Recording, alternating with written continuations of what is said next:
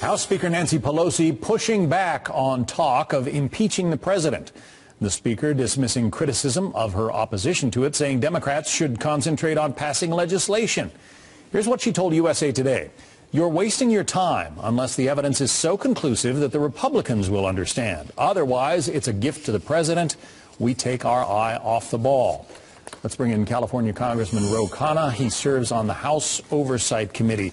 You and the Speaker, Congressman Khanna, seem to be pretty much on the same page. She told the Washington Post that it's just not worth it to go after the impeachment of the president. You've said something along those lines. Am I right?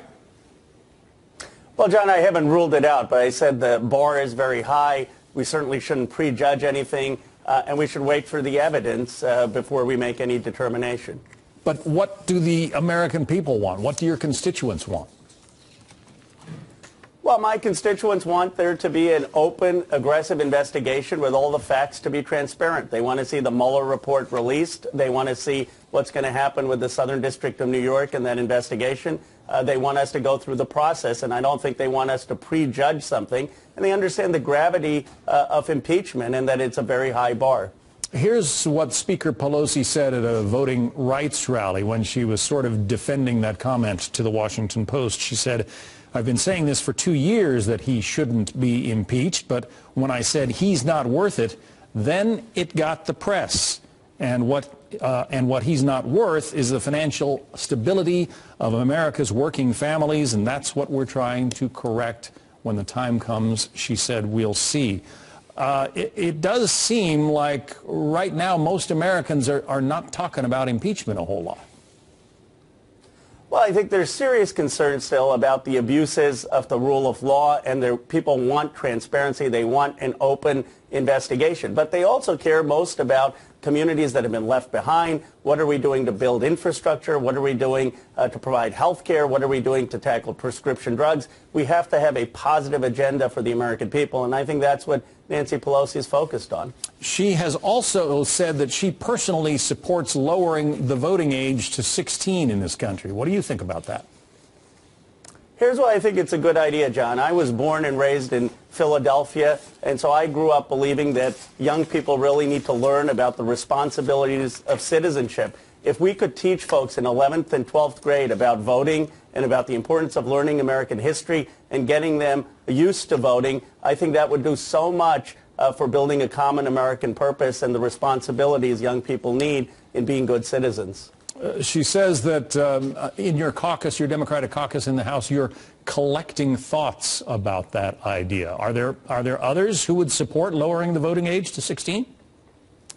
There are. We had a vote on an amendment. There was quite a large group of people who supported it. And I just think that our country so desperately needs this next generation to learn about the Constitution, the Declaration of Independence, to have a common American identity. I can see no better way than teaching that in high school. What happens now is folks leave school. They haven't really voted before. They don't have that habit that previous generations have had, and they don't take those obligations seriously. If we allow this to happen in high school, I think they'd be much better about voting and contributing to the country. What about the possibility of overriding the president's veto? There were 13 Republicans who did join Democrats, but you need, what, 288 in the House, 66 in the Senate to override a veto? Ms. Pelosi says she's going to schedule the vote anyway. Isn't that kind of a waste of time?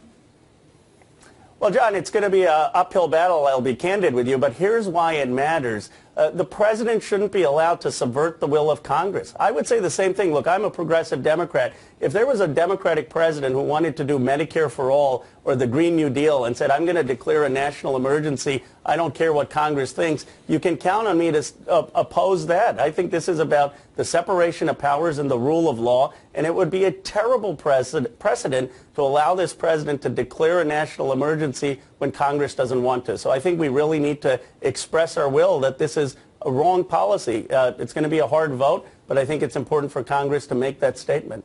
Ro Khanna, member of Congress, Democrat from California. It's good to have you on. Thank you. Thank you, John.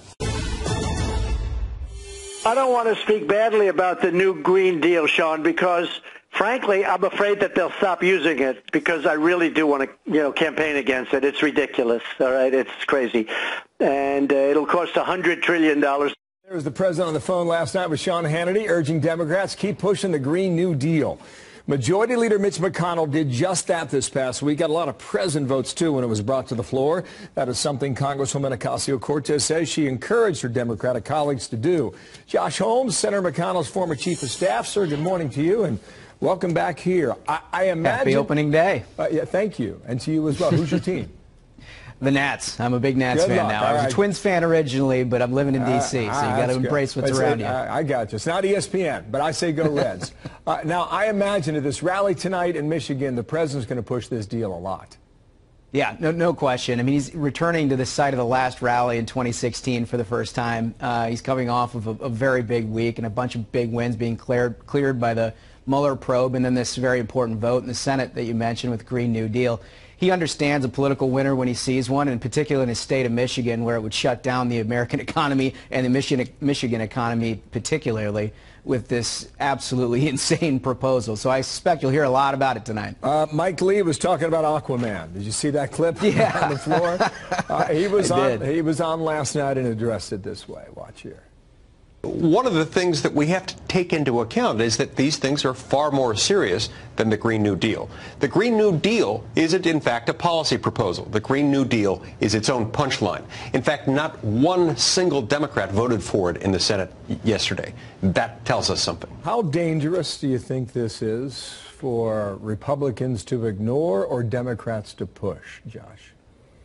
Well, I think it's hugely dangerous for Democrats. I mean, just the evidence is in that vote that Senator Lee just articulated.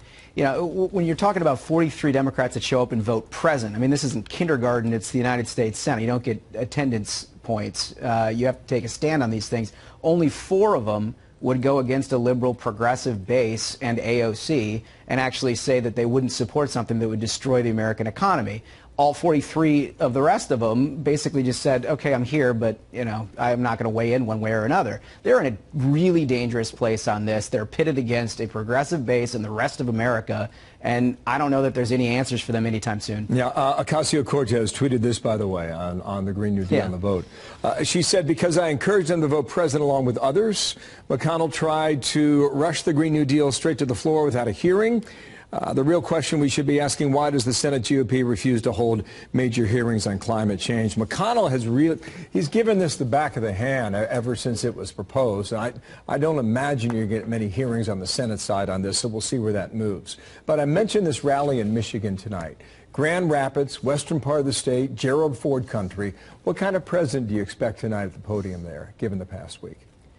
Well, look, I think he's going to be shot out of a cannon. I mean, this is exactly what he does best. It's his best tool in the tool bag in terms of trying to rally his support. And what better week could you possibly have than this, being cleared in the Mueller report, coming off of the Green New Deal, having a lot of really important things to talk about, and then taking it directly to a state where it matters most. I think this is going to be a great rally. Going back to what you were talking about with AOC for a minute, Bill, I can't imagine the Democrats feel particularly intrigued by the idea that she's sort of Geppetto with the marionette telling them what they can and cannot vote on. But you know what? I mean, that's just another fun new wrinkle to 2020, right? As we say, play ball. Thank you, Josh. Nice to see you. Thanks, Bill. Josh Holmes in Washington. Thanks. Come on back. President Trump slamming Obamacare as he revives the battle to repeal and replace with something else. Democratic lawmakers daring him, please, Mr. President, do it again. The president wants to go back to repeal and replace again. Make our day. The Republicans here in the Senate tried over and over and over again to deal with repeal and replace. They couldn't because they have no replacement. Here to respond is RNC Chairwoman Ronna McDaniel. Ronna, good morning. Good morning. Great to be here. What's your reaction? Well, I think the president's watching Democrats say to the American people, Medicare for all, Medicare for all. What it really is a government takeover of your health care. And the president is saying there are things that we do need to do to lower health care costs. We know Obamacare is broken. The Democrat solution is a government takeover. The president is saying, let's reduce the price of prescription drugs. Let's make sure we restore the doctor-patient relationship. These are the things that the American people want that's going to lower the cost of health care, and he's focused on that. The story floating around that Kevin McCarthy, the leader on the House Republican side, apparently said, Mr. President, let's not do the health care thing, bad idea. At the same time, you got the president going out saying Republican Party will be the party of health care. Well, the president's a bold leader, and he recognizes that the American people are concerned right now about health care. Deductibles are still high. Insurance prices are still high. People are worried about pre-existing They're very conditions. worried. And the other thing is the president absolutely will make sure that we have pre-existing condition coverage.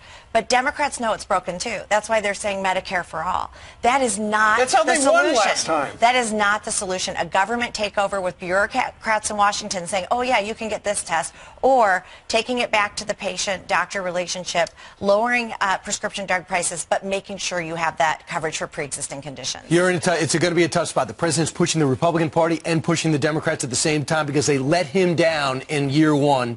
He went with them. He said they had a replacement. They don't. Now he doesn't have the House. It's going to be tough to put out. But now the Texas court ruling could blow up Obamacare, so something's got to get done. Meanwhile, when something's got to get done, Congress, the Speaker Pelosi has got to find a way to get her caucus in order. I know your heart goes out to her because she seems to have a lot of anti-Israeli sentiment, especially among these freshmen, Congresswoman Omar. How does she plan on handling that? Well, one of the things that's so crazy is Nancy Pelosi is now the moderate in the Democrat Party. The San Francisco liberal is now the most reasonable member of her caucus. But it is very alarming to see that the 2020 Democrats, none of those presidential candidates showed up to AIPAC. AIPAC is bipartisan. It's nonpartisan. It doesn't prefer one party or the other. They won't even show up. The Democrat Party is now anti-Israel, and the president has shown that he is a president that stands with Israel every step of the way. The announcement this week about Golan Heights, moving the embassy, all the things the president has done. Here's the concern. If you allow this anti-Israel, anti-Semitism to seep into your party, if you don't pounce it out the second that it comes in, this is dangerous for our country. And the Democrat Party is now saying this can coexist peacefully in our party. All right, Vanna McDaniel, thank you very much for joining us. Thank you so much. Thank you.